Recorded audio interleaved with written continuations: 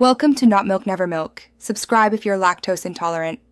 You begin by gathering a tape measure, pencil, paper, calculator, and level. Lay out a simple sketch of the room. Start at one corner and measure the longest wall first, then move clockwise. Write each wall length in feet and inches as you go. Once done, measure across the room for the width and mark doors and alcoves on your sketch. Make sure to include any built-in features so you don't miss parts of the floor when you calculate square footage later. You now convert each measured dimension into feet, remembering 12 inches equals 1 foot. Use decimals like 0.5 for 6 inches. For standard rectangles, multiply length by width to get square feet. For triangular sections, use base times height divided by 2.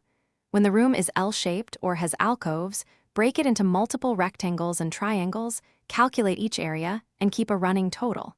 Once you finish each piece, you finish by summing all the calculated areas to get the room's total square feet. Round to the nearest tenth when presenting. Then subtract any permanent non-floor features like thick columns or built-in platforms that shouldn't count. Make sure to double-check measurements that looked ambiguous. If your totals differ by more than 1–2%, re-measure those suspect walls. Troubleshooting tip.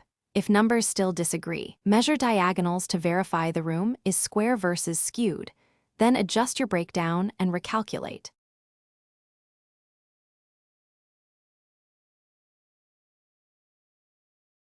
Thanks for watching. If this was helpful, leave a like and consider subscribing. See you next time.